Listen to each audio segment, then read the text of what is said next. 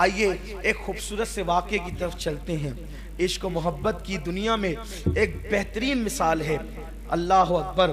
بات یہ ہوئی تھی کہ ایک شہر ہے اور وہ خراسان کا شہر ہے، اور خراسان سے لوگ اکثر گرمیوں کے موسم میں گرمیاں گزارنے کے لیے یا گرمیوں کا لطف لینے کے لیے اکثر بڑے بڑے مالدار لوگ بلخ کی سرزمین پر آیا کرتے تھے۔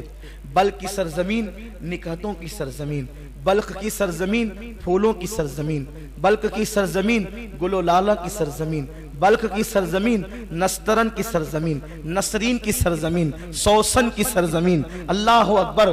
یہ بہت خوبصورت زمین ہے جسے بلخ کی زمین کہتے ہیں۔ خراسان کے مالدار لوگ اکثر گرمیاں گزارنے کے لیے آتے تھے، لیکن گرمی گزارنے کے لیے اس موسم میں لوگ بلخ آئے تو اس بلخ آنے والوں میں ایک مزدور بھی تھا، اور وہ مزدور ان لوگوں کے ساتھ ہو لیا، اس لیے کہ کبھی کبھی غریب لوگ بھی مالداروں کے ساتھ لطف لینے کے لیے جو ہے وہ چل پڑتے ہیں۔ جیسے ہمارے یہاں کشمیر بڑا خوبصورت علاقہ ہے، تو لوگ اکثر چھٹیاں گزارنے کے لیے کبھی کوئی کشمیر جاتا ہے، کبھی کوئی مہابلیشور جاتا ہے، کبھی کوئی کہیں جاتا ہے، کوئی کہیں جاتا ہے۔ چھٹیاں گزارنے کے لیے، موسم کا لطف لینے کے لیے، موسم کو انجوائے کرنے کے لیے اگر کوئی کہیں جاتا ہے تو اسلام پابندی نہیں لگاتا ہے، بلکہ سیرو فی الارض کہہ کر اسلام ابھارتا ہے کہ دیکھو دنیا کے حالات کیا ہیں، کائنات کے حالات کیا ہیں، رنگینیاں دیکھو، قدرت نے کیسے پھول کھلائے ہیں۔ اللہ اکبر۔ کسی بہت بڑے مفکر نے کہا تھا کہ ہزاروں خوبصورت چہرے زمین میں دفن ہوتے ہیں، تب کہیں جا کر زمین سے کچھ پھول کھلتے ہیں۔ زمین سے خوبصورت پھول یوں ہی نہیں کھلتے، اس لیے کہ خوبصورتی کو دیکھ کر لوگ مسکراتے ہیں، لیکن یہ پھولوں کی خوبصورتی کیسی ہے جس کو دیکھ کے بلبل روتا ہے؟ وہ پھولوں کی خوبصورتی دیکھ کر نہیں، ہزاروں خوبصورت چہرے جو زمین میں دفن ہو گئے تھے اسی سے یہ پھول پیدا ہوئے ہیں، اس بنیاد پر یہ بلبل رو رہا ہے، نوحہ کر رہا ہے کسی خوبصورت چہرے کے حسن و جمال کے مٹی میں مل جانے پر۔ اللہ اکبر۔ تو بلخ کی سرزمین پر لوگ جیسے آج ہمارے یہاں لوگ جاتے ہیں چھٹیاں گزارنے کے لیے، گرمیاں گزارنے کے لیے، گرمیوں کا لطف لینے کے لیے ٹھنڈے علاقوں میں، نینی تال وغیرہ بھی لوگ جاتے ہیں اور بھی علاقوں میں، لیکن یاد رکھیں اس پر کوئی ممانعت نہیں ہے، وہاں جا کر کوئی پاپ نہ کرے۔ پاپ کرنے پہ ممانعت ہے، ناجائز کام کرنے پہ ممانعت ہے۔ ہوا یوں ہی کہ گرمیوں کا پورا لطف لے کر خراسان والے بلخ سے نکل گئے، لیکن ایک مزدور تھا، اس کو بلخ کی ہوا راس آ گئی اور اس نے یہ فیصلہ کر لیا اب خراسان جانے سے کیا فائدہ، میں نے تو اپنی زندگی کا بقیہ حصہ بلخ کی سرزمین پہ گزارنا ہے۔ اور پھر اس مزدور نے یہ فیصلہ کیا، بادشاہ کا بہت بڑا خوبصورت محل ہے اور اس محل کے قریب میں ایک خوبصورت باغ ہے، اور اس باغ کے قریب وہ مزدور اپنی چھوٹی سی کٹیا بنا لیتا ہے، اور چھوٹی سی کٹیا بنانے کے بعد دن بھر مزدوری کرتا ہے، شام کو آ کر اپنی کٹیا میں بیٹھ کر بادشاہ کا محل دیکھتا ہے، کبھی اس کے باغ دیکھتا ہے۔ کہتے ہیں کہ قدرت کی ملانے کے انداز بھی بڑے نرالے ہوتے ہیں، قدرت کے ملانے کے انداز بھی بڑے عظیم اور نرالے ہوتے ہیں۔ اچانک شام ہونے کو قریب تھی اور سورج کی آخری کرنیں بلخ کے کوساروں پر، تھوڑا آسان کر کے کہوں کہ بلخ کے پہاڑوں پر اپنی آخری کرنوں کی تجلیاں ڈال رہی تھی، اور رات آنے کو بیتاب تھی، دن جانے کے لیے بے چین تھا، رات آنے کو بیتاب تھی۔ ایسے میں دن اور رات کی کشمکش میں شام نے جنم لیا، شفق کا جمال جو ہے وہ پورے آب و تاب کے ساتھ بے نقاب ہوا، اور آخری کرن کے جاتے جاتے اور شام کی پہلی جو ہے وہ صباحت آ گئی، ہوا کے آنے سے آتے آتے دل کھچ رہا تھا ایک مزدور کا ایک باغ کی طرف، اس لیے کہ باغ سے جو ہوا ہو کر کے آ رہی تھی ایسا لگتا ہے کہ کسی کا پیغام لا رہی تھی۔ دل بیٹھا جا رہا ہے اور بے چینی ہے، بے قراری ہے، اور اس طریقے سے طبیعت ہے کہ جیسے کوئی کھینچ رہا ہے۔ کہتے ہیں کہ عشق اور مشق میں اتنی کشش ہوتی ہے کہ کبھی کبھی یمن والے شام سے کھینچے چلے، کبھی کبھی یمن لوگ شام سے کھینچے چلے جاتے ہیں، اور کبھی کبھی یمن یمن والے شام کھینچ کر کے آ جاتے ہیں، اللہ اکبر. اور کبھی کبھی ایسا ہوتا ہے یمن والے مصر میں آتے ہیں، شام والے مصر میں آتے ہیں، اور ایک حسن کا بازار لگ جاتا ہے. میرے پیارے آقا صلی اللہ علیہ وسلم کے پیارے دیوانوں، ہوا یہی کہ اس مزدور کا دل کھچ رہا تھا، اس کے قدم بوجھل بوجھل اٹھے، اور اٹھنے کے بعد باغ کی طرف گئے. جب باغ کی طرف گئے تو ہوائیں مشام جہاں کو معطر کر رہی تھی. تھوڑا سا مجھے برداشت کر لے آج، اس لیے کہ آپ نے جو مجھے عنوان دیا، میں چاہتا ہوں اسی رنگ میں آپ سے گفتگو کروں تاکہ آپ بھی اس کی لذتیں اٹھا سکیں اور میں بھی کچھ اس کی لذتوں سے جو ہے اپنے آپ کو مستفیض کر سکوں. میرے پیارے آقا صلی اللہ علیہ وسلم کے پیارے دیوانوں، اہل ذوق سے گزارش ہے کہ آج اپنی سماعتوں پر اگر بار لگ رہا ہو تو ہمیں کچھ دیر کے لیے معاف کر دیں یا ہمارا شمار بچوں میں کر لیں، بڑی نوازش اور مہربانی ہوگی. میرے پیارے آقا صلی اللہ علیہ وآلہ وسلم کے دیوانوں، ویسے جانتا ہوں ہر سنی صاحب ذوق ہوتا ہے، اس لیے کہ جو صاحب ذوق نہیں ہے ہماری محفل میں اس کے لیے جگہ نہیں ہے. ہماری محفلیں تو ذوق کی بنیاد پہ سجتی ہے. وجہ یہ ہے کہ ہماری محفلوں میں جب تک حسن کا ذکر نہیں ہوتا محفلیں مکمل نہیں ہوتی. وجہ یہ ہے ہمارا نبی بھی حسن والا ہے اور ہمارا خدا بھی حسن والا ہے. ہمارا نبی بھی حسن والا ہے، ہمارا خدا بھی حسن والا ہے. اللہ جمیل یحب الجمال، یہ میرے نبی نے فرمایا ہے. اور نبی کا حسن تو اتنا ہے کہ کہنے والے کہتے ہیں حسن یوسف کو کسی نے دیکھا، حسن یوسف کو کسی نے دیکھا، حسن یوسف کو کسی نے دیکھا تو خریدنے کے لیے آ گئے، اور حسن مصطفیٰ کو دیکھا تو خود بکنے کے لیے آ گئے. حسن یوسف دیکھ کر لوگ خریدنے آتے ہیں، حسن مصطفیٰ دیکھنے بکنے آتے ہیں. آ گئے ابو بکر بکنے کے لیے، عمر بکنے کے لیے، عثمان بکنے کے لیے، علی بکنے کے لیے، سعد بکنے کے لیے، سعید بکنے کے لیے، طلحہ بکنے کے لیے، زبیر بکنے کے لیے، ابو ہریرہ بکنے کے لیے، دہیہ کلبی بکنے کے لیے، سب بکنے کے لیے آ گئے. اور جب بکے ہیں تو نبی نے اتنا انمول کر دیا ہے کہ پھر ان کو کوئی خرید نہ سکا تو قدرت کے نقیب نے کہا حبیب جسے تو خرید لے اسے کوئی نہیں خریدتا. ہاں اب اگر اسے کوئی خریدے گا تو وہ صرف خدا ہی خریدے گا اور قیمت یوں ادا کرے گا ان اللہ اشترى من المؤمنین انفسهم واموالهم بان لهم الجنہ. اسی لیے اجمل سلطان پوری مرحوم مغفور نے کتنی خوبصورت بات کہی ہے، بازار مصطفیٰ میں خریدار ہے خدا، بازار مصطفیٰ میں خریدار ہے خدا. کتنا ہنسی حجاز ہے بازار مصر سے، کتنا ہنسی مصر کے بازار میں.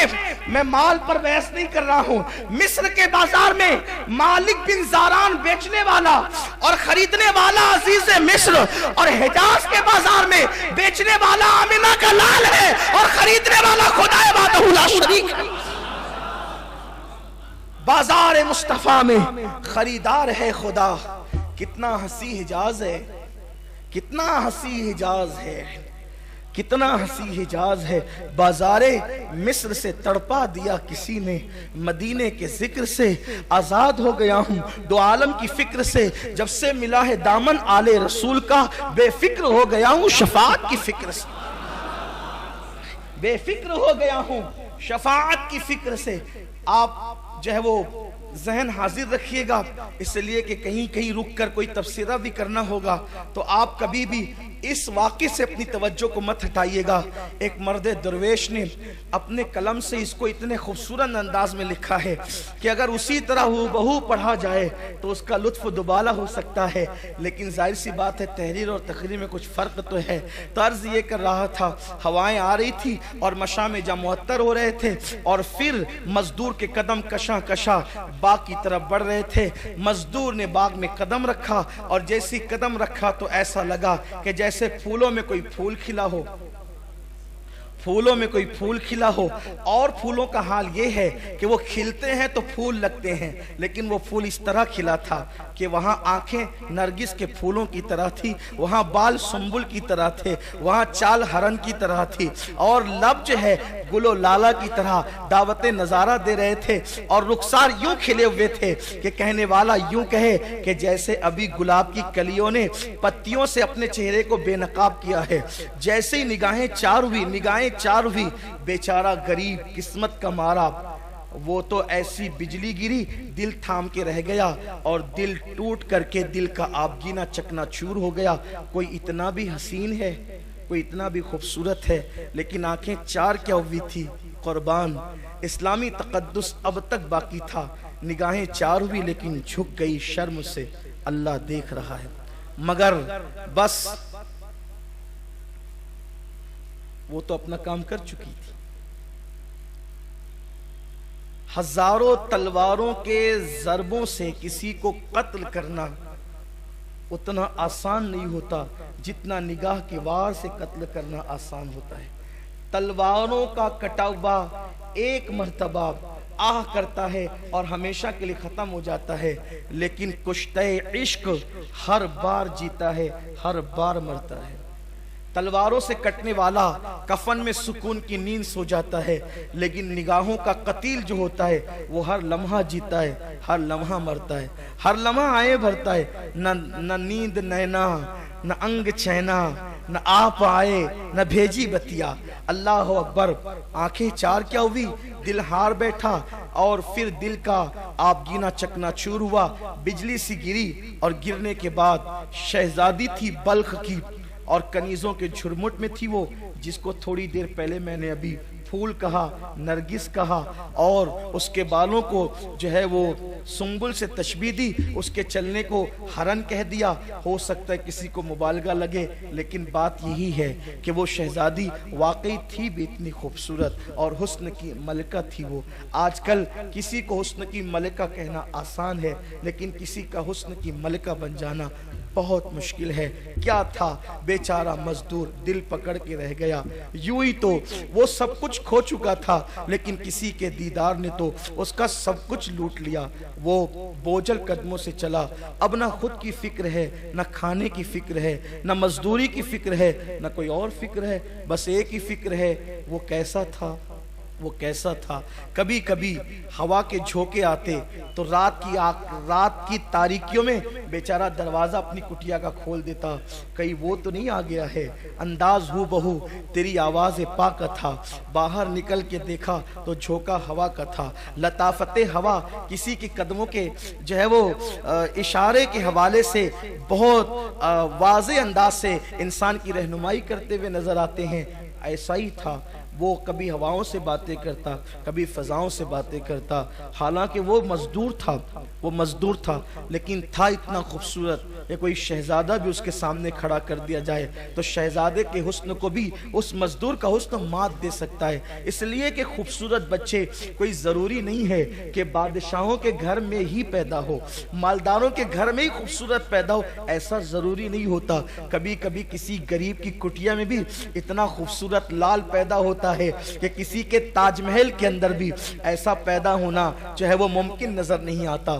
تو اللہ کی عطا ہے، اللہ کی تقسیم ہے، اللہ جس کو جب چاہتا ہے، جو چاہتا ہے، جیسے چاہتا ہے عطا کرتا ہے، اس کو دینے کے انداز آتے ہیں۔ وہ مزدور تھا لیکن خوبصورت تھا، حسین تھا، جمیل تھا۔ اگر وہ حسن کی ملکہ تھی تو یہ بھی حسن کا تاجدار تھا۔ اگر وہاں چلنے میں ہرن کی ادائیں تھی تو یہاں بھی چلنے میں جو ہے باز کی بے باکیاں تھی۔ اگر وہاں آنکھوں میں نرگسی پن تھا تو یہاں بھی آنکھوں کے اندر مستانہ جو ہے وہ مستیاں جھلکتی تھی۔ اگر وہاں پر جو ہے اللہ اکبر رخسار گل لالا کی طرح کھلے ہوئے تھے تو یہاں بھی رخسار شفق سے کم نہیں تھے۔ حسن اللہ اکبر کم و بیش دونوں کا برابر تھا۔ فرق اتنا تھا کہ وہ محل کی رہنے والی تھی اور یہ کٹیا کا ایک مزدور تھا اور ایک اجنبی مسافر تھا اس بلخ کے شہر کے اندر۔ پھر کیا ہوا، دن گزرتے گئے، رات ہوتی گئی، نہ کھانے کی فکر نہ پینے کی فکر۔ کسی عاشق کے زار سے جا کر کے پوچھو جب واقعی عشق ہوتا ہے تو کیفیت کیا ہوتی ہے۔ کبھی ہم بھی وہ لمحے مانگتے ہیں، اللہ ہمیں وہ لمحے عطا کر کہ تو اپنے محبوب کا عشق ہمیں دے دے، کہ میرے دل کو درد الفت وہ سکون دے الہی، میری بے قراریوں کو نہ کبھی قرار آئے، جو جنا بنائے بن کو، جو چمن بنائے بن کو، جو جنا کرے چمن کو، میرے باغ میں الہی کبھی وہ بہار آئے۔ پھر کیا تھا، کچھ دن اسی طرح گزرے، دیوانگی میں، مستانگی میں، کبھی ہواؤں سے باتیں کرنا، کبھی دیواروں سے باتیں کرنا، کبھی فضاؤں سے باتیں کرنا، کبھی مسلح بچھا کر کے گڑ گڑاتے رہنا، اللہ اکبر۔ مگر کوئی ثابت نہیں کر سکتا تاریخ میں کہ اس ملاقات کے بعد پھر اس کی گلی کا کوئی چکر لگایا ہو، کوئی ثابت نہیں کر سکتا اس ملاقات کے بعد اس لڑکی سے کوئی رابطہ کیا ہو۔ یہ پاکیزگی ہے اسلام کے اندر کہ اگر نظریں چار ہو گئی، دل ہار بیٹھا، تو اب خدا سے مانگ رہا ہے، کوششیں کر رہا ہے، نکاح کے لیے پلان کر رہا ہے۔ یہ انداز نہیں ہے بیہودہ جو لوگ کرتے ہیں، جو لوگ جس میں ڈوبے ہوئے نفسانی، یہ نہیں ہے کتوں کی طرح نکل گئے تکنے کے لیے، بلی کی طرح نکل گئے، جب بلی چھچڑے کو تکتی ہے نا ایسے نکل گئے۔ یہ انداز نہیں ہے، یہ گندہ پن اور کمینہ پن اسلام میں نہیں ہے۔ اسلام میں ہر چیز کے آداب اور اصول ہیں۔ نظریں چار کیا ہوئی؟ مسلح پر آ گئے جناب، ہواؤں سے باتیں کرنے لگے، فضاؤں سے باتیں کرنے لگے، اور جب دیوانگی ایک جگہ پہ تھم گئی، ایک حوصلہ پیدا کیا عشق نے، چل یار چل کر سیدھے بات کرتے ہیں، ڈائریکٹ بات کریں۔ لڑکی کو کسی پارک میں بلا کر اس کی آبرو کا منصوبہ بنانا، یہ نامردی تو ہو سکتی ہے، عشق نہیں ہو سکتا۔ مردانگی کیا ہے؟ جس سے نظر چار ہوئی، جس کا حسن پسند آیا، جائز طور پر اس کو اپنے نکاح میں لے لیتے، اس کو مانگ لیتے ہیں۔ کون؟ کٹیا میں رہنے والا مزدور جو خود بلگ کا ہے بھی نہیں، خراسان سے آیا ہے چھٹیاں گزارنے کے لیے گرمیوں کی، کسی کے ساتھ قافلہ چلا گیا، رک گیا، اور اب آنکھیں چار ہوئی ہے تو فیصلہ کرتا ہے کہ میں نے جانا ہے اور بادشاہ سے اس شہزادی کا ہاتھ مانگنا ہے جس نے میری نیندیں اڑا رکھی ہے، جس نے میری نیندوں کو برباد کر دیا، میرا چین لے لیا، میرا سب کچھ چھین لیا۔ پھر کیا تھا؟ رات کو تیاری کی، آخری پہر میں سسکیاں لیتے ہوئے کٹیا کے اندر سسکیاں لیتے ہوئے دعا کی، بگڑی بنانے والے میری بھی بگڑی بنا دے، قسمت سنوارنے والے تو قسمتوں کو بدل دیتا ہے، میری قسمت میں بھی جو ہے وہ اسے لکھ دے جسے میں نے دیکھا ہے، اس لیے کہ اوروں کو جو ملا ہے مقدر سے ملا ہے، مجھ کو تو مقدر بھی تیرے در سے ملا ہے۔ خدا کی بارگاہ سے کون سی نعمت نہیں مل سکتی؟ وہ تقدیر بنانے والا رب ہے، اس نے تقدیر لکھی ہے، اس نے تقدیر بدلنا بھی وہ جانتا ہے۔ ہائے ہائے، راتوں کی آخری پہر کی سسکیاں لی، صبح کا انتظار کرنے لگا، اور پھر وہ اجنبی مسافر مزدور صبح ہوتے ہوتے بادشاہ کے محل کی طرف بڑھا۔ جب بادشاہ کے محل کی طرف گیا تو وہاں پر دربار لگا ہوا تھا، خاص و عام کی سنوائیاں ہو رہی تھی، اس لیے کہ جب ہم بادشاہ تھے تو لوگوں سے نفرت نہیں کرتے تھے، بلکہ ہمارے یہاں دربار لگا کرتے تھے، اور ہر خاص و عام سے بادشاہ ملاقات کرتا تھا، اس کے مسائل پوچھتا تھا۔ اچانک کوئی سپاہی آتا ہے، آداب حضوری بجا کر کے لا کے کہتا ہے، بادشاہ سلامت، جہاں پناہ کوئی مزدور آیا ہے اور وہ آپ سے باریابی چاہتا ہے اور کہتا ہے مجھے بادشاہ سے بات کرنا ہے۔ بادشاہ نے کہا بھیجو، اسی لیے تو بیٹھے ہیں۔ آ کر کے مزدور سامنے کھڑا ہوا، بدن پر پیوندار لباس ہے، آنکھیں جو ہے بھری بھری ہے، اور جو میں نے حسن بیان کیا اب دوبارہ اس کو پھر کہوں گا تو وقت جائے گا، وقت ختم ہونے سے پہلے گفتگو مکمل کر لینی ہے، آپ کی توجہ بھی اللہ کرے سلامت رہے۔ پھر کیا تھا؟ اتنے بڑے نوجوان کو اور پھر خوبصورت جوان کو بادشاہ نے دیکھا، اور پھر بادشاہ نے کہا جائے کس مقصد کے تحت آپ آئے ہیں؟ تو اس جوان نے پوری بے باکی کے ساتھ کہا، جہاں پناہ جو فریاد میں لے کر کے آیا ہوں وہ فریاد لوگوں کے سامنے پیش کرنے کی نہیں ہے، اگر آپ میری فریاد سننا ہی چاہتے ہیں تو میں تخلیہ چاہتا ہوں، تخلیہ عطا کیا جائے، اس کے بعد گفتگو ہوگی۔ پھر ایک ہاتھ کا اشارہ ہوا، پوری محفل برخاست ہو گئی، اور بادشاہ چند وزراء کے ساتھ اس کو باریابی کی اجازت دیتا ہے، اور وہ جوان پھر پوری بے باکی کے ساتھ بادشاہ سے کہتا ہے، بادشاہ آپ کی جو اکلوتی بیٹی ہے بلخ کی شہزادی، اس کا ہاتھ مانگنے اور اس سے نکاح کا رشتہ لے کر کے آیا ہوں۔ جیسے ہی یہ بات ایک اجنبی مسافر مزدور کی زبان سے، جس کے بدن پر پھٹا پرانا پیوندار کپڑا تھا، لیکن جب اس کی زبان سے یہ بات سنی گئی تو جیسے لگا کہ پیروں کے نیچے سے زمین کھسک گئی ہو۔ وزیر کی آنکھوں میں خون اتر آیا، کہتے ہیں چائے سے زیادہ کتنیاں گرم ہوتی ہے، وزیر کی آنکھوں میں خون اتر آیا، اور وزیر نے اپنی تلوار کو جو ہے حرکت دیتے ہوئے کہا، بدبخت بد نصیب انسان، اپنی اوقات دیکھ، اور تو شہزادی کا ہاتھ مانگنے کے لیے آیا ہے؟ کبھی سوچا بھی تو ہوتا کہ کیا مکمل میں بھی کبھی ٹاٹ کے پیون لگا کرتے ہیں، مگر واہر مسلمان، واہر اسلام، کیا انداز تھا بادشاہوں کا۔ بادشاہ نے وزیر کو جھڑکتے ہوئے کہا، کیا بکواس کرتے ہو؟ پھلدار ٹہنیوں پہ پتھر تو کوئی بھی پھینک سکتا ہے، پتھر پھینکنے پر اعتراض کیوں ہے؟ بات اتنی ہے، اسلامی نقطہ نظر سے ہر جوان کو حق ہے کہ جہاں وہ لڑکی دیکھے وہاں وہ اپنا رشتہ بھیج سکتا ہے۔ اب بات آپ پر ہے، پسند آئے تو دیجئے، نہ پسند آئے نہ دیجئے۔ اس طرح کسی کو روب سے دبایا نہیں جا سکتا۔ آپ اس کی فریاد سنیں، اگر آپ دے سکتے ہیں تو دیں، نہیں دے سکتے تو نہ دیں۔ بادشاہ نے بہت حسن تدبیر کے ساتھ معاملے کو رفع دفع کیا اور پھر اس سے کہا کہ وزیر آپ سے بات کریں گے، آپ ان سے بات کر لیجئے۔ اور پھر وزیر سے کہا دیکھو غریب ہے، اسلامی نقطہ نظر سے یہ رشتہ مانگ سکتا ہے، ہم بادشاہ ہیں، اسے رشتہ نہیں دیں گے، ایسی کوئی کڑی شرط یا مشکل شرط رکھ دو جس کو یہ پورا ہی نہ کر سکے۔ اگر یہ پورا نہیں کر سکے گا تو معاملہ خود ہی ختم ہو جائے گا اور پھر دوبارہ منہ دکھانے کے قابل نہیں رہے گا۔ وزیر کو یہ بات بادشاہ کی بڑی پسند آئی، لیکن میں اس بادشاہ کے اخلاق سے بڑا متاثر ہوا جب مجھے تاریخ میں اس کی زندگی پڑھنے کو ملی کہ آخر وہ ایک مزدور کا اتنا دل رکھنا چاہتا تھا، ایک مزدور کے لیے اس کے دل میں اتنی وسعت تھی کہ وہ اس حسن تدبیر کے ساتھ معاملے کو ٹال رہا تھا، ڈانٹ نہیں رہا تھا، چیخ نہیں رہا تھا، چلا نہیں رہا تھا، ناراض نہیں ہو رہا تھا۔ آخر کار وزیر بڑا دانشمند تھا، وزیر نے کہا دیکھو آپ ایک کام کریں، آپ 8 دن کے بعد آئیں، ایک ہفتے کے بعد ہم مشورہ کرتے ہیں، پھر بتائیں گے کرنا کیا ہے۔ 8 دن کے بعد وہ چلا گیا۔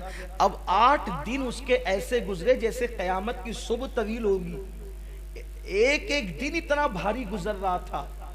خدا خدا کر کے 8 دن گزرے اور وہ امید کے ساتھ جب واپس آیا تو وزیر نے کہا جن بادشاہ اور شہزادوں کے رشتے بلخ کی شہزادی کو آئے ہیں ان میں آپ کا نام بھی شامل کر لیا گیا ہے، آپ کو بھی اس میں شامل کر لیا گیا ہے، لیکن بادشاہ کی طرف سے شرط یہ ہے کہ بادشاہ کی ایک لوتی بیٹی کو اسی کے نکاح میں دیا جائے گا جو بادشاہ کی بیٹی کے لیے، اس کے ہار کے لیے کالا ہیرا لائے گا، اپنی زبان میں بلیک ڈائمنڈ لائے گا، اسی کے ساتھ اس کا رشتہ کیا جائے گا۔ کیا آپ لا سکتے ہیں؟ بھئی سفید ڈائمنڈ لانا، سفید ہیرا لانا بھی اس مزدور کے بس کا نہیں تھا نا، اس مزدور کے بس کا نہیں تھا، لیکن وہ اگر واقعی بادشاہ ہوتا بھی، بادشاہ بھی اگر وہ ہوتا تو بلیک ڈائمنڈ اس کے بس کی بات نہیں تھی۔ یہ اور بات ہے، ہند والوں کے مقدر عروج پر ہیں۔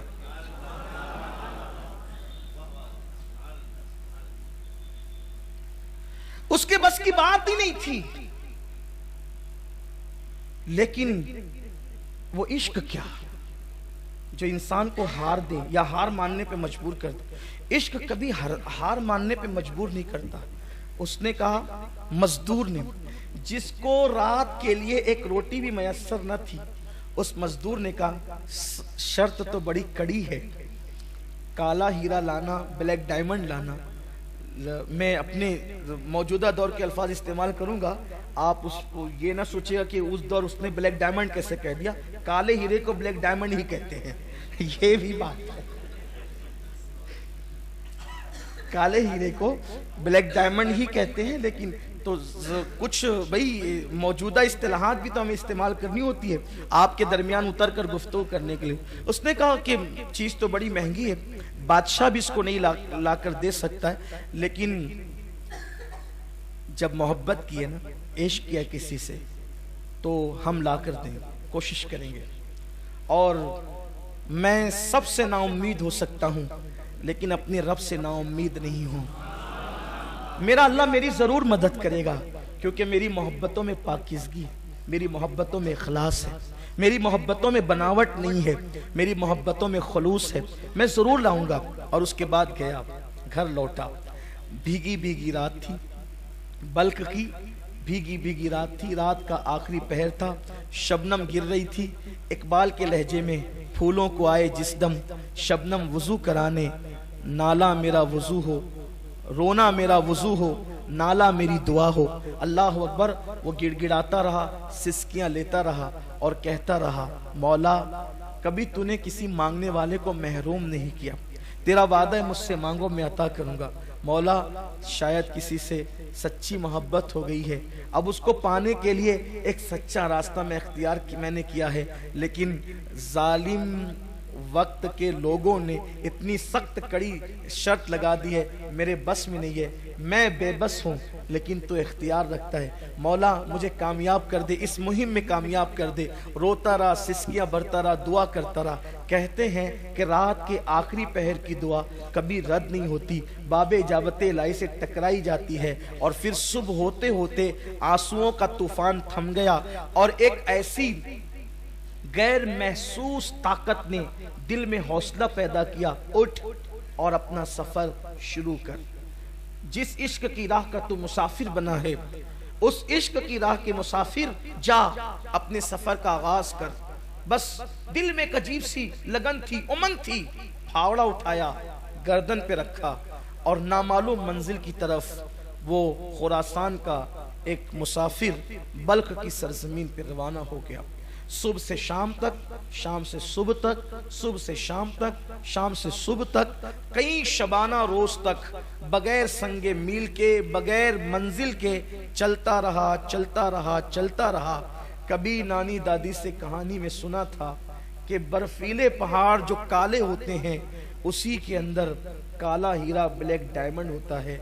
سفر شروع رہا، چلتا رہا، چلتا رہا۔ کئی دن کی مسافت کے بعد ادھر بھی پہاڑ، ادھر بھی پہاڑ، ادھر بھی پہاڑ، ادھر بھی پہاڑ، پہاڑوں میں گھر گیا۔ چاروں طرف دیکھا، تھک کر بیٹھ گیا۔ تھک کے بیٹھا، سوچ رہا تھا میں کہاں آ گیا، میری منزل کہاں تھی، میں کہاں آ گیا۔ اچانک کوئی آنے والا آتا ہے، کندھوں کو دھکا دیتا ہے، اے سونے والے، سونے کا وقت نہیں ہے، یہ برفیلے پہاڑ ہے، اور ایک پہاڑ ٹوٹ گیا ہے، ٹوٹ کر اس کی چوٹی زمین پہ گر گئی ہے، اور تجربہ بتاتا ہے کہ شام تک اس پوری وادی کے اندر برف پگھل جائے گی اور برف کا سیلاب آئے گا۔ اگر اس وادی میں بیٹھا رہا، جان سے ہاتھ دھو بیٹھے گا، اٹھ، سورج غروب ہونے سے پہلے پہلے اس وادی سے نکل جا۔ اب وہ جوان جب اپنے کندھے پر، اور پھر وہ بوڑھا غائب ہو گیا۔ میری اپنے ذہن کے مطابق وہ کوئی اور بوڑھا نہیں تھا، اسی ذات کو دنیا جناب خضر علیہ السلام کہتی ہے۔ چلنے والا چلا، دیکھا کہ سارے راستے مسدود، جس راستے سے آیا تھا اس میں چوٹی پہاڑ کی گر کے پڑی ہے، اب وہ اس کو توڑ رہا ہے، وہ ٹوٹتی نہیں۔ آخر کار اس جوان نے پوری طاقت لگا کر زوردار وار کیا، کس لیے؟ نکلنے کے لیے۔ تو جب زوردار وار کیا وہ ٹکڑے ٹکڑے ہوئی اور آنکھیں چکا چوند ہو گئی، خیرہ ہو گئی، اس لیے کہ اسی کے ٹوٹنے کے بعد اس کے اندر سے کالا ہیرا نمودار ہوا۔ ارے یہ قدرت کی اس طرح مدد ہوتی ہے، اللہ اکبر۔ یہاں پر رک کر کہنا چاہتا ہوں، اپنے جیسے سے سچا پیار کرنے پر یہ انعامات ملتے ہیں۔ محبوب خدا سے کوئی سچا پیار کرے، انعامات کی بارش کیا ہوگی، عطاؤں کی بارش کیا ہوگی۔ اللہ اکبر۔ ہاتھ میں ہیرا لیا، کالا ہیرا، یہی کالا ہیرا ہے جو بادشاہوں کو تک میسر نہیں ہے، یہی کالا ہیرا ہے۔ اور پھر چستی کے ساتھ چھلانگ لگاتے ہوئے وہ ہرنیوں کی طرح چوکڑی بھرتے ہوئے بلخ کی طرف روانہ ہو گیا۔ تھوڑی ہی کوششوں کے باوجود جب چلتا رہا تو تھکن بھی اب محسوس نہیں ہوتی تھی، اس لیے کہ جب منزل نظر آتی ہے تو تھکن بڑھنے کی بجائے کم سے کم ہوتی چلی جاتی ہے۔ اور پھر دربار لگا ہے اور یہ مزدور پہنچا۔ وزیر نے دیکھا، پھر آ گیا تو، یہ شریفوں کی عادت نہیں، ہم نے تو جو قید لگائی تھی تم نے اس شرط کو پورا نہیں کیا اور پھر چلے آئے وہ پریشان کرنے کے لیے۔ اس نے بڑی محبتوں کے ساتھ کہا، میں پریشان کرنے نہیں آیا، میں تو شرط کی تکمیل کرنے آیا ہوں۔ جیسے اپنی مٹھی کو کھولا، بادشاہ اور سارے وزراء کی آنکھیں چکا چوند ہو گئی۔ یہ لیجئے اپنا بلیک ڈائمنڈ اور اپنا وعدہ پورا کیجئے۔ بادشاہ نے وزیر کی طرف، وزیر نے بادشاہ کی طرف دیکھا کہ اب کیا کریں، اس نے تو شرط تو پوری کر دی، وہ بادشاہ بھی جو نہیں کر سکتا تھا وہ عاشق نے پوری کر دی۔ وزیر ہوشیار تھا، آنکھوں میں باتیں ہو گئی، پیغام دیا ہے، کبھی پیغام لیا ہے، نظروں سے محبت میں بڑے کام لیا ہے. آنکھوں ہی آنکھوں میں باتیں ہو گئی, اور جب باتیں ہو گئی تو وزیر نے کہا ارے اصل بات یہ تو ہمارا مطالبہ تھا. شہزادی دراصل کان کی بالیوں میں سفید موتیاں پہننا بہت پسند کرتی ہے. ایک آخری شرط ہے اور قطعی ہے, اس کے بعد کوئی شرط نہیں ہوتی. آخری شرط ہے 2 موتی بالیوں کے لیے لے آؤ شہزادی کے لیے, بس رشتہ ہو جائے گا. ایک مزدور کے لیے کیا کم تھا. پھر دل پکڑ لیا, وائے رے ناکامی, ہائے رے ناکامی, اب کیا کروں. لیکن پھر عشق نے کہا ہارنا مت, ہمت مت ہارنا, اٹھ چل آگے بڑھ. جیسے کوہساروں میں پہاڑوں میں اللہ نے بلیک ڈائمنڈ تجھے دے دیا, کالا ہیرا دے دیا, موتی کا انتظام بھی قدرت کر دے گی. پھر نکلا, گھر پہنچا, دعا کی, پھر چلا. خوب لمبا سفر کیا, سمندر کے کنارے پہ پہنچا. کہتے ہیں کہ سمندر کے اندر صدف ہوتی ہے اور صدف کے اندر موتی ہوتا ہے, لیکن تیراکی جانتا نہیں تھا, عشق والا تھا. پانی لیا, چلو سے باہر پھینکا, پھر لیا, پھر باہر پھینکا, پھر لیا, پھر باہر. کیوں؟ میں تھوڑی دیر میں سمندر کو خالی کر دوں گا, اور جب سمندر خالی ہو جائے گا تو پھر اس کے اندر کی سیپ نظر آئے گی. پھر سیپوں کو اٹھاؤں گا, دامن میں بھر لوں گا. 2 موتیوں کا مطالبہ ہے, میں تو وہاں موتیوں کے فرش بچھا دوں گا. پانی پھینک رہا ہے, صبح ہوتی ہے, شام ہوتی ہے, لیکن وہ سمندر کی موجیں بڑھتی ہی جاتی ہے. کہتے ہیں عشق سچا ہو کامیابی مل ہی جاتی ہے. نگاہیں حسرت سے آسمان کی طرف اٹھتی ہے. 1 دن, 2 دن, 3 دن, 4 دن, 6 دن. اگر میری جماعت کا اتنا بڑا مفکر اس واقعے کو نہ لکھا ہوتا, واللہ کبھی محراب میں بیٹھ کر بیان کرنے کی میرے اندر ہمت نہ تھی. کہیں لوگ مجھے جھوٹا تصور نہ کریں, لیکن میں اس ذات پر اعتماد کر رہا ہوں جو ہماری جماعت میں سند کی حیثیت رکھتی ہے. اس ذات نے اس واقعے کو لکھا ہے. اللہ اکبر. بڑا عظیم مفکر, بڑا عظیم دائی, یورپ کی سرزمین پر اسلام کی شمع کو روشن کرنے والا دائی, انہوں نے اس واقعے کو لکھا ہے. نگاہیں آسمان کی طرف اٹھی اور پھر کہا مولا میری مدد کر. یہ کیا ہے؟ میں پانی پھینکتا ہوں, پانی بڑھتا جاتا ہے. کہتے ہیں کہ جب چاند مکمل ہوتا ہے, یعنی کہ جب چاند مکمل ہوتا ہے, پورا ہو جاتا ہے, 14ویں کا چاند جب ہوتا ہے تو سمندر کے اندر جوار پھاٹا آتا ہے, یعنی کہ مد و جزر آتے ہیں, وہ اپنی کرنوں سے پانی کو کھینچتا ہے, اور پھر سمندر کے اندر نیچے کی چیزیں اوپر, اوپر کی چیزیں نیچے, یوں ایک بھونچال آ جاتا ہے.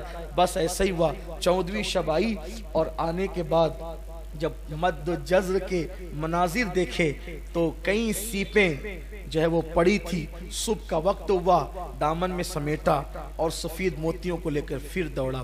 اب جب گیا تو وہاں پر دربار لگا تھا.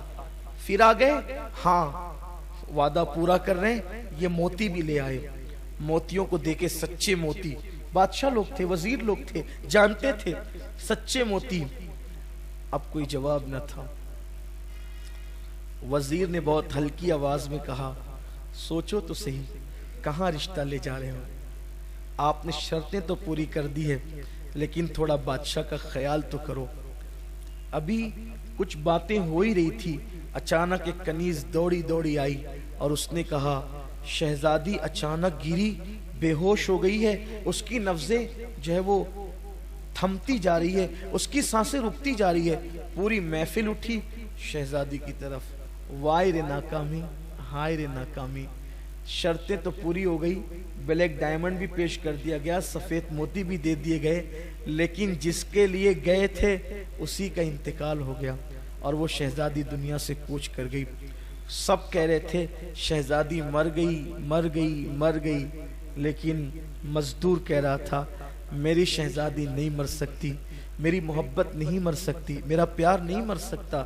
پھر کیا تھا, پورا بلخ سوگواری میں ڈوب گیا.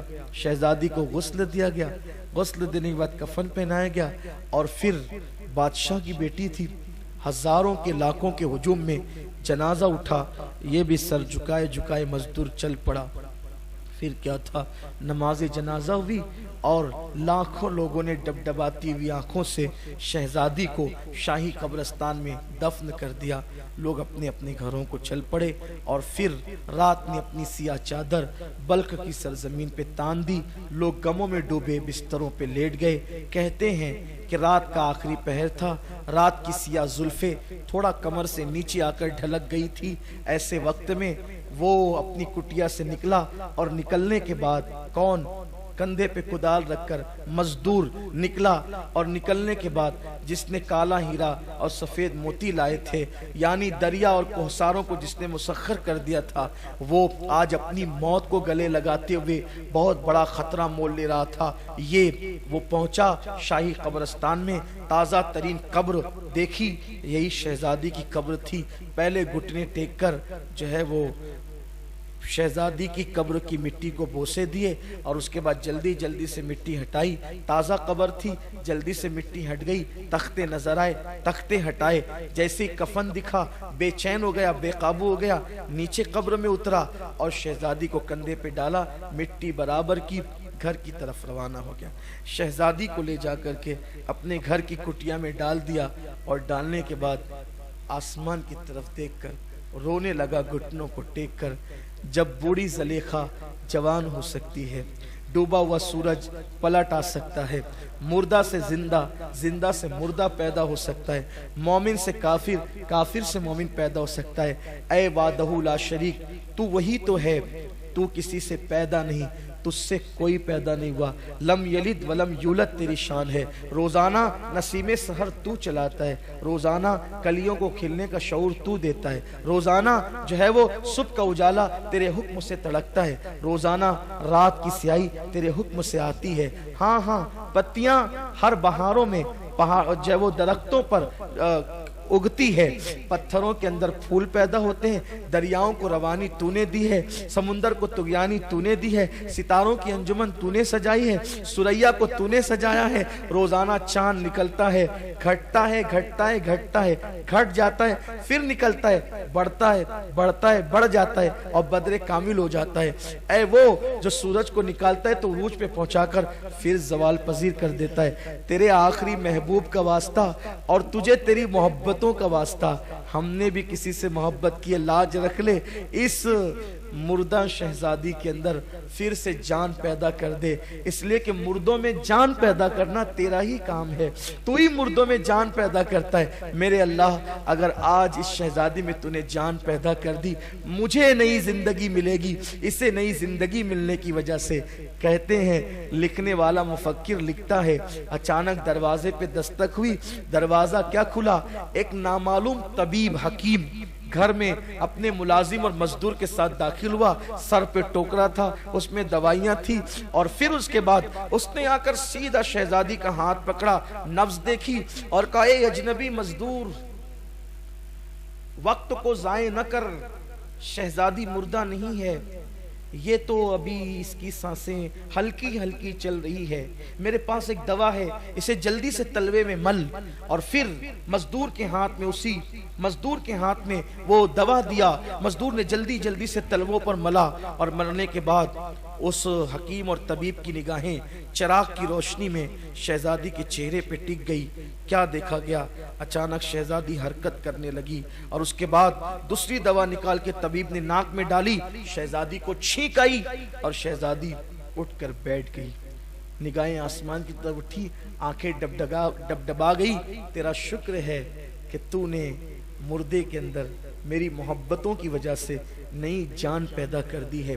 پھر کیا تھا، قربان اسلامی محبت۔ جیسے ہی اس لڑکی نے اپنے آپ کو بیدار پایا، کفن کے آنچل سے منہ چھپایا، میں کہاں ہوں، میرے ساتھ کیا ہو رہا ہے، فوراً اس مزدور نے کہا، آپ کے ساتھ کچھ نہیں ہو رہا ہے، آپ محفوظ ہیں۔ اور پھر پوری داستان، باغ سے لے کر زندگی تک کی داستان، پوری داستان سنائی۔ ہم آپ کے لیے اتنا سب کچھ کیے، آپ انتقال کر گئی، حتیٰ کہ میری محبتوں نے تمہیں زندہ کیا ہے، بس کیا حیا کی ملکہ تھی وہ حسن کی ملکہ بھی تھی، حیا کی بھی، آج کل کی لڑکیوں کی طرح نہیں۔ اس نے تو کفن سے چہرہ چھپا لیا تھا، اور جب پوری داستان اس نے سنی کہ میں تو ایک اس مرد درویش کی محبت کی بنیاد پہ میں نئی زندگی مجھے ملی ہے، اور میری زندگی صرف اسی کے لیے ملی ہے، میں صرف اسی کے لیے زندہ ہوئی ہوں، تو شرم کی ماری نے بس اتنا کہا، جس خواب کو شرمندہ تعبیر کرنے کے لیے قدرت کی امداد ہو، پھر وہ خواب شرمندہ تعبیر ہو ہی جانا چاہیے۔ بس اتنا کہہ سکی۔ حکیم نے کہا پھر غیر محرمی کب تک، نا محرمی کب تک، ہم دونوں گواہ ہیں، ایجاب و قبول کر لو، ایک دوسرے کے ساتھ نکاح کر لو۔ نکاح ہو گیا۔ اب اس مزدور کو نئی زندگی مل گئی۔ لوگ کہہ رہے تھے شہزادی کا انتقال ہو گیا، لیکن شہزادی نئی زندگی پا کر کٹیا میں زندگی گزار رہی تھی۔ بس فرق اتنا تھا کہ کبھی محل میں تھی اور آج کٹیا میں۔ لیکن اس لڑکی کو اس مزدور کے عشق کی اتنی قدر تھی کہ اس کو کٹیا اب راحت دے رہی تھی۔ اس کی وجہ یہ تھی کہ وہ محل کے اندر تھی، لیکن یہاں اسے محبت مل رہی تھی، پیار مل رہا تھا، وہ دھوکہ نہیں دے رہی تھی، اور اس نے اس راز کو سب سے چھپا کر کے رکھا تھا۔ بالآخر ایک دن وہ آیا کہ گھر کے آنگن میں ایک پھول کھلا، خوبصورت سا بیٹا پیدا ہوا۔ بیٹا چلنے لگا، بولنے لگا، کلمہ پڑھنے لگا، اور پھر اس شہزادی نے کہا آج کل سنا ہے کہ میرے انتقال کے بعد ابا اور امی کی طبیعت مسجد مدرسوں کی طرف زیادہ ہو گئی ہے، مدارس قائم ہو رہے ہیں، مساجد قائم ہو رہی، مکاتب قائم ہو رہے ہیں، بہت محنتیں ہو رہی ہے دین پر، اس لیے کہ دل اچاٹ ہو گیا ہم لوگوں کا دنیا سے۔ یہ سن رکھا ہے میں نے بھی، اور وہ لوگ دنیا سے دور ہوتے چلے گئے، دین سے قریب ہوتے چلے گئے۔ ایک کام کرتے ہیں، جو مکتب محل میں چلتا ہے اپنے بچے کو وہیں بھیجتے ہیں۔ ایک دن مکتب کی سالانہ تقریب تھی، چھوٹا مدرسہ جسے مکتب کہتے ہیں، جیسے ہمارے اپنے یہاں مالیگاؤں میں سنی دعوت اسلامی 60 مکاتب چلا رہی ہے پورے شہر میں، مکتب کی سالانہ تقریب تھی۔ سالانہ تقریب میں بادشاہ آیا، ننھے بچوں نے جھک کے بادشاہ کو سلامی دی۔ جیسے ہی بادشاہ کی نظر اس لڑکے پر پڑی، اس لڑکے پر، کس لڑکے پہ؟ مزدور کے لڑکے پہ، بادشاہ کا دل کھنچتا چلا گیا۔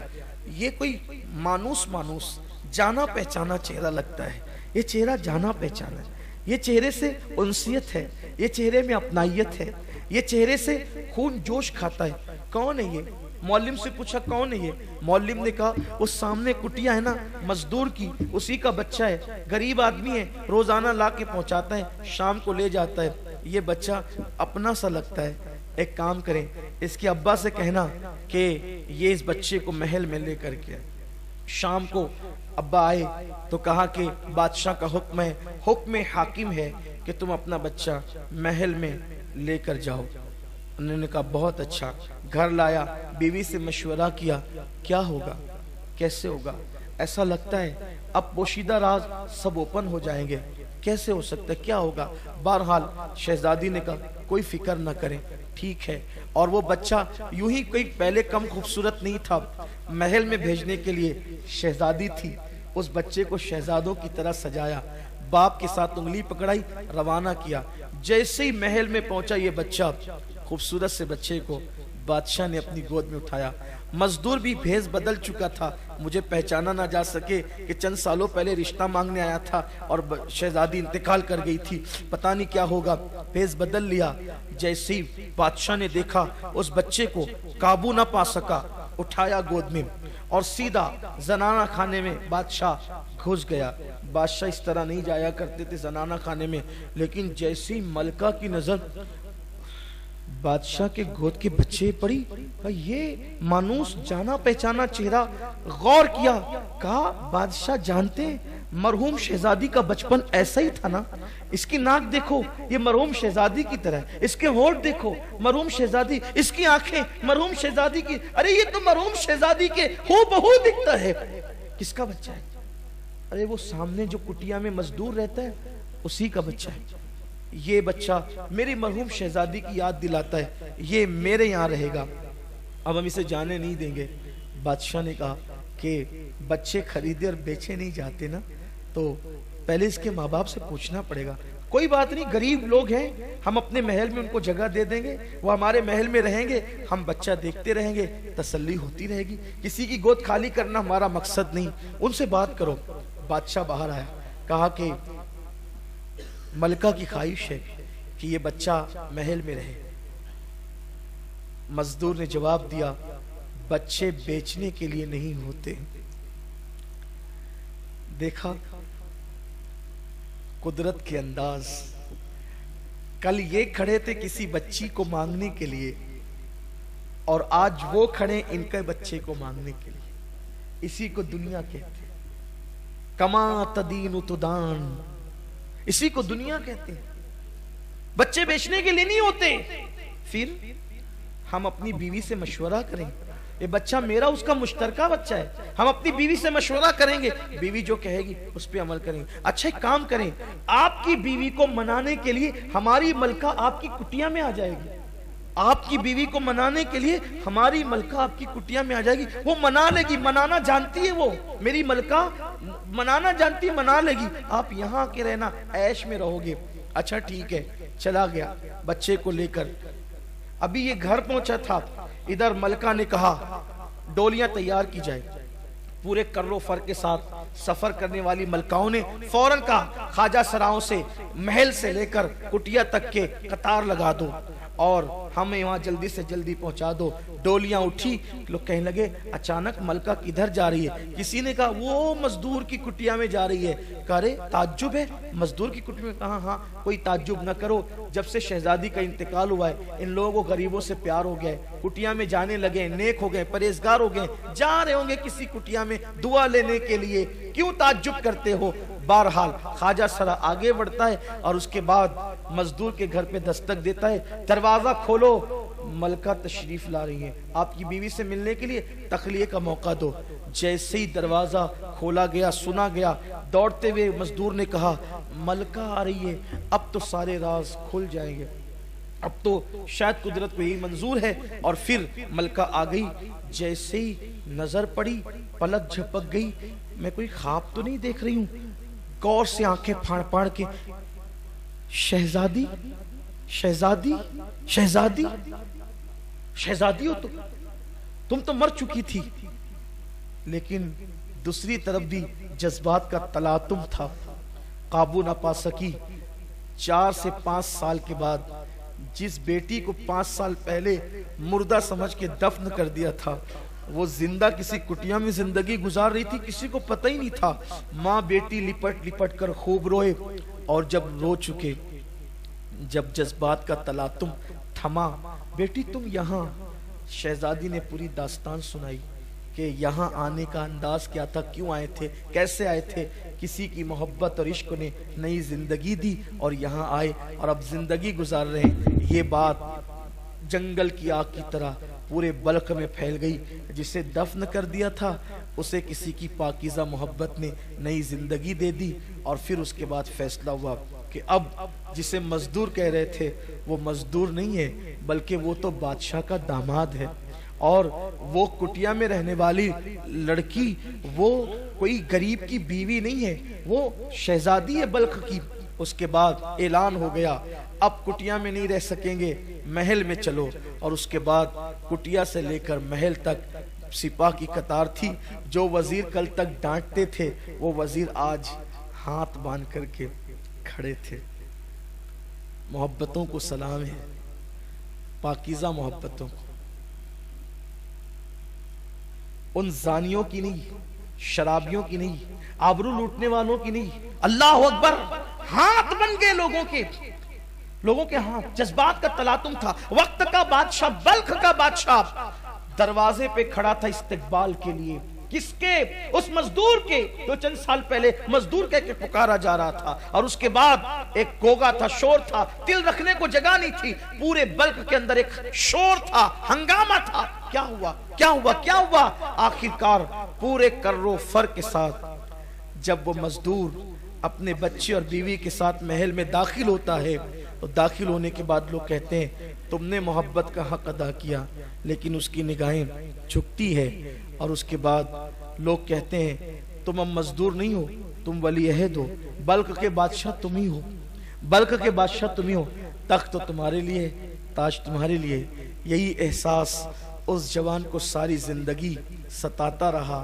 एक लड़की से खुलूस दिल के साथ पाकीज़ा मोहब्बत की, मजदूर से बादशाह बन गया। अगर ये मोहब्बत मैंने मदीने के ताजदार के साथ की होती तो मुझे क्या मकाम नसीब हो जाते। फिर उसने मदीने के ताजदार से मोहब्बत की, लड़की से मोहब्बत करके, पाकीज़ा मोहब्बत करके, पाप वाली नहीं, पाकीज़ा मोहब्बत करके बल्क का बादशाह बना मजदूर। और जब फिर उसी मोहब्बत ने आगे बढ़ाया तो फिर मदीने वाले से मोहब्बत हुई, और मोहब्बत ऐसी हुई फिर वही बल्क का बादशाह हजरत इब्राहीम इब्ने अदहम के नाम से जाने और पहचाने, हजरत इब्राहीम इब्ने अदहम के नाम से जाने और पहचाने गए। फिर दुनिया ने देखा इब्राहीम इब्ने अदहम गरीब नवाज के भी पीरों के पीर बने, गौस पाक के भी पीरों के पीर बने। इस वाक़े को अल्लामा अरशदुल क़ादरी अलैहि रहमान ने अपनी शोरे आफाक किताब जुल्फ जंजीर के अंदर तहरीर फरमाया, जिसका नया नाम लालाजार है। मैंने अपने अल्फाज के जामे में इसको बयान किया है आज के इस मौके पर, बस इसलिए अल्लाह मेरी कौम को नफसानियत से बचाए, ख्वाहिशात से बचाए, और अल्लाह हमें सच्ची मोहब्बतों की तरफ बढ़ने की तौफीक अता फरमाए। आओ अहद करें, उससे प्यार करें जिससे मोहब्बत करने वाला इब्राहीम इब्ने अदहम बन गया। हम भी उसी आका से मोहब्बत करें, अल्लाह उनका इश्क हमें अता फरमाए। और यूँ दुआ करे ऐसा घुमा दे उनकी विला में खुदा हमें, ढूंढा करें पर अपनी खबर को खबर न हो।